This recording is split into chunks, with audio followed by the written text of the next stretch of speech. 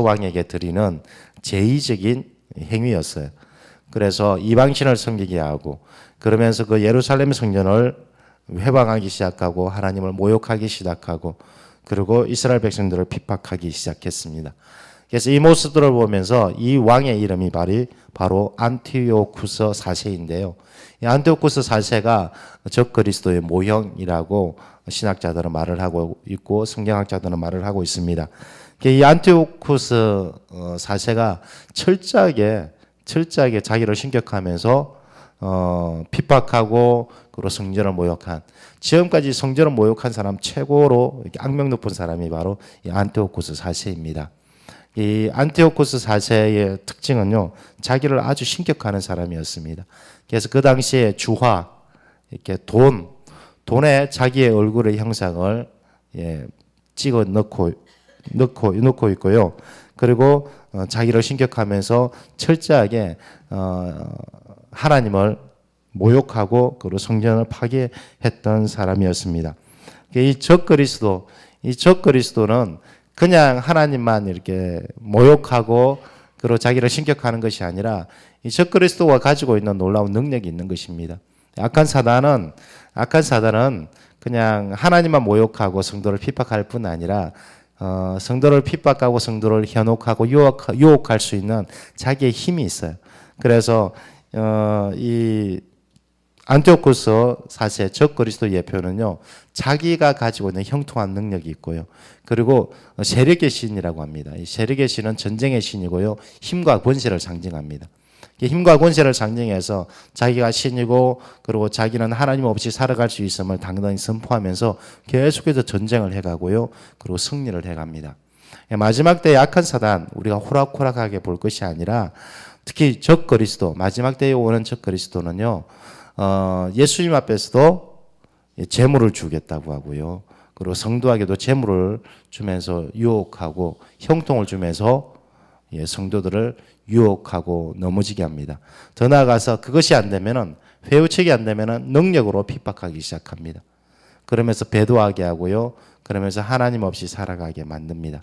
그런데 놀라운 사실은요, 이렇게 권세 있고 형통한다고 하는 적그리스도도요, 마지막이 있다라고 하는 것입니다. 45절을 보면은요, 45절 다 같이 함께 읽겠습니다. 그가 장막 궁전을 바다와 영화롭고 거룩한 산 사이에 세울 것이나 그의 종말이 이르리니 도와줄 자가 없으리라. 이렇게 그의 장막 궁전을요, 바다와 영화로운 산, 거룩한 산 사이에 둔다고 합니다. 바다와 산 사이에 두기 때문에 요새화되어진 궁정인데요. 누구도 침공할 수 없는 요새화되어진 궁정.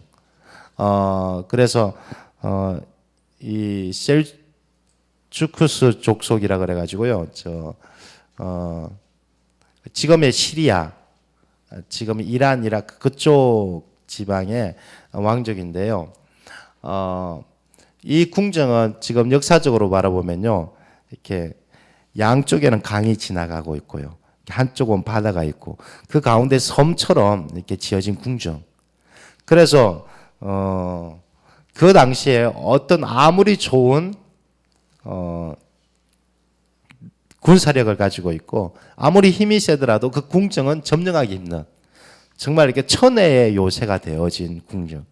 거기다가 자기의 궁정을 지었다라고 합니다. 그런데도 그의 종말이 이른다라고 합니다. 이 땅에 아무리 하나님을 대적하는 적그리스도, 악한 사단이 이 땅에 활개를 친다 할지라도, 그리고 그에게 능력과 권세가 있더라도 결국에는 종말이 오고 결국에는 하나님의 나라가 임한다라고 하는 것입니다. 하나님께서 역사를 주관하여 주시고요, 하나님께서 결국에는 최종으로 승리한다라는 것입니다. 그래서 악한 사단을 부러워할 필요가 없습니다.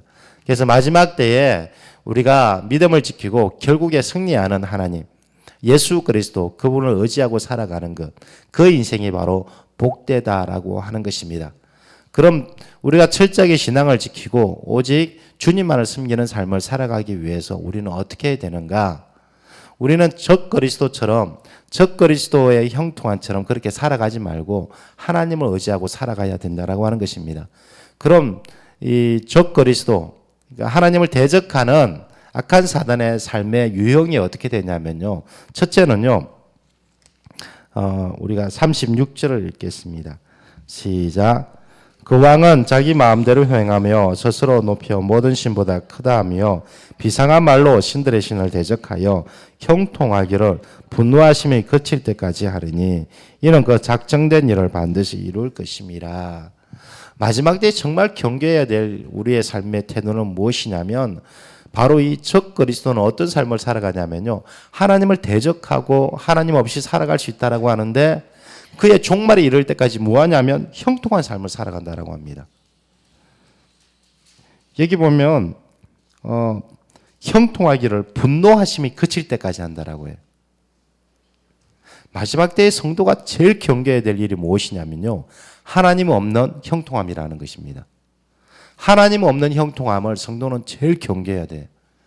이 적 그리스도 악한 사단은요. 자기가 심판당할 그날까지 형통합니다. 그런데 이 적 그리스도는요. 이 왕은 자기 마음대로 행해요. 그리고 신들을 모욕해요. 그리고 대적해요. 그래도 형통한 거예요. 그래도 형통한 거예요. 그러다 보니까 자기보다 높은 신이 없는 거예요. 자기보다 높은 이 땅의 존재 어떤 존재도 없는 거예요. 자기가 신격화되어지는 것입니다. 자기가 신격화되어지고 교만하게 되어집니다. 더 나아가 신들보다 자기가 더 능력이 있다고 뻐기기 시작해요. 사람의 죄의 본성이라는 것입니다. 하나님 없이 형통하기 시작하면요. 하나님부터 멀어지기 시작합니다. 하나님부터 멀어지기 시작하고요. 그리고 하나님 없이 축복받고 형통하기 시작하면요. 교만해지기 시작합니다. 더 나아가서요. 자기가 신처럼 행동하기 시작하고요. 자기 마음대로, 사명이 아니라 자기 마음대로 살아가기 시작합니다. 이 땅에 살아가는 많은 성도들이 형통회복을 누리기를 원합니다. 그런데요. 하나님 없는 형통은 저주라는 것이에요. 하나님 없는 형통은 저주라는 것입니다. 차라리 하나님 없으면은요. 차라리 하나님 없이 살아갈 때 하나님한테 뒤지게 얻어맞고 그리고 하나님 앞에 나와서 그냥 차라리 울며불며 기도하는 그것이 축복이라는 것이에요. 근데 현대의 그리스도인들이 잘못 알고 있고요. 현대의 그리스도인이 아직 깨닫지 못하는 것이 바로 이 적 그리스도적인 삶을 갈망하고 있고요. 그것이 복이라고 착각하고 있다는 것입니다. 하나님 없으면은요. 차라리 쪽박 차는 게 낫고요. 하나님 없으면은요. 차라리 공부한 것이 훨씬 낫다는 것입니다. 왜냐하면 우리는 공부할 때 하나님을 찾기 시작하고요. 우리는 어려울 때 하나님께 부르짖기 시작하기 때문에 그렇습니다.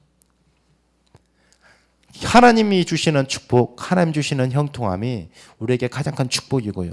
그로 말미암아 하나님을 자랑할 수 있고 그로 말미암아 더욱더 하나님을 신뢰하고 의지하는 것이 우리 가운데는 축복이라고 하는 것입니다. 여러분 명심하십시오.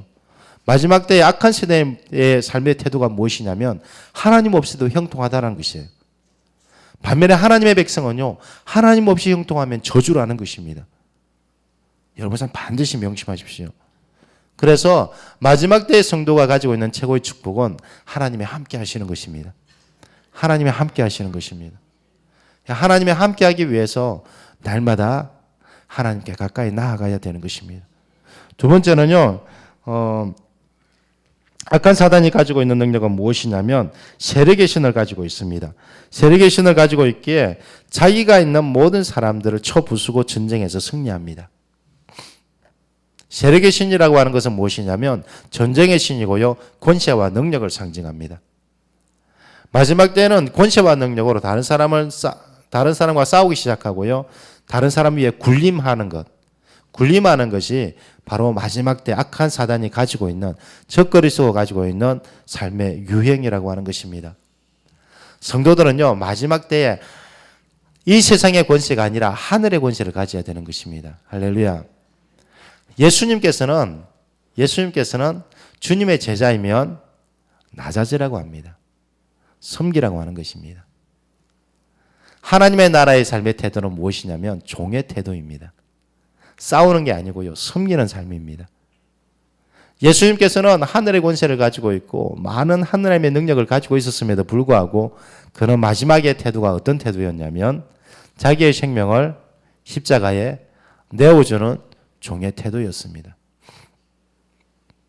한국 교회가 많이 이렇게 부강해졌습니다. 부유해졌습니다. 힘이 생겼습니다. 힘이 생겼으면 그 힘을 가지고 섬겨야 되고요. 그 힘을 가지고 낮아져야 되고요. 그 힘을 가지고 십자가로 나아가야 되는데 한국 교회가 힘을 가지고 힘을 기르고 있습니다. 힘을 기르고 있고요. 그 힘을 기르다 보니까 싸움이 일어나기 시작하고요. 그 힘을 기르다 보니까 이 적그리스도인 삶의 형태가 드러나기 시작하는 것입니다. 하나님께서 우리에게 힘과 능력을 주신 이유는 무엇이냐면 더 잘 섬기라고. 더 잘 섬기라고. 하나님께서 여러 개 부유함을 주신 이유는 그 부유함을 통해서 몸된 교회와 주의 거룩한 성도들을 더 잘 섬기라고. 더 전도하고 더 하나님의 일에 힘쓰라고 더 많은 것을 주시고 권세를 주십니다. 그런데 우리는 우리에게 주신 많은 소유와 권세를 가지고 자기 자랑하기 시작하고요. 그리고 그것을 가지고 다른 사람과 이렇게 갈등이 엇버기고 시작하다가 싸우기 시작하고요. 이것은 하나님께로부터 온 것이 아니라 적그리스도 마귀에게 온 삶의 태도라고 하는 것입니다. 그래서 사도 바울은요, 나는 약할 것을 자랑한다라고 합니다. 자기가 강한 것을 자랑하는 것이 아니라 악한 사단은 자기의 강한 것, 자기의 소유, 자기의 자랑거리를 자랑하지만 하나님의 백성은요, 자기의 약한 것을 자랑한다고 합니다. 왜요? 약할 때 하나님의 능력이 나타나고요. 약할 때 하나님의 강함이 드러나기 때문에 그렇습니다. 우리가 약해지려면 어떻게 하냐면요, 좀 나사 하나 좀 빼고 사십시오. 이번에 청년 부흥회 할 때 제일 은혜 받은 말씀이 하나 있습니다. 좀 모자라면 어때요? 천국 갔으면 만날 건데. 좀 모자라면 어때요? 천국 갈 건데. 그렇게 열심히 바둥바둥 해도 천국 갈 거고 조금 모자라도 천국 간다는데 그 말이 얼마나 위로가 되는지, 얼마나 많이 위로가 되는지. 왜 그렇게 우리는 바둥바둥 살아갔을까? 왜 그렇게 나도 바둥바둥 힘들게 살아갔을까? 물론 하나님께 기쁨 되고 하나님 인정받기 위해서 그렇게 했겠죠. 그렇지만 우리 하나님께서는요, 나사 하나 좀 빠지고 우리가 좀 연약하고 모자라도 도리어 그 연약하고 모자라는 것을 통하여 하나님이 드러나시면 더 좋아하신다는 거예요. 하나님이 드러나시면 더 좋아한다는 거예요. 그래서 우리가 겸손할 수 있는 거, 섬길 수 있는 거, 좀 약할 때 도리어 여러분 가운데 있는 약한 것을 자랑하는 여러분들이 되시기를 주님의 이름으로 축원드립니다. 그것이 마지막 때의 신앙이 내 삶의 태도라는 것입니다. 너무 완벽하고요. 여러분 가운데 너무 능력이 있는 것, 그것을 경계하십시오. 하나님 주시는 능력이 있으면 도리어 하나 좀 빼시고요. 그래서 낮아지시고 겸손하여 주시고 그걸 통하여서 하나님이 여러분의 삶 가운데 드러나시기를 주님의 이름으로 축원드립니다. 마지막 때에 정말 성도가 경계해야 될 것은요, 하나님 없는 형통함입니다. 그리고 하나님의 이름을 드러내지 않는 우리 가운데 있는 권세라는 것입니다. 우리 가운데 있는 자기를 자랑하는 능력이라는 것입니다. 마지막 때에 더욱더 하나님을 의지하여 주시고요. 그리고 철저히 낮아지는 여러분 되시기를 주님의 이름으로 축원드립니다. 낮아지는 자가 승리합니다. 낮아지는 자가 승리하고요. 철저하게 하나님을 의지하는 자. 차라리 하나님 없으면은 내가 이 세상이 가장 낮아지고 가난해지기를 원합니다라고 간절히 기도할 수 있는 사람. 하나님 없이는 차라리 내가 아픈 것이 낫습니다 라고 기도할 수 있는 사람. 하나님 없는 형통은 저주입니다 라고 하나님이 간절히 매달릴 수 있는 사람. 그 사람이 진짜 그리스도인이고요. 진짜 마지막 때를 견딜 수 있는 성도라고 하는 것입니다. 이 자리에 있는 정말 사랑하는 성도님들이 마지막 때에 진가를 드러낼 수 있는 성도 되기를 주님의 이름으로 축원드립니다.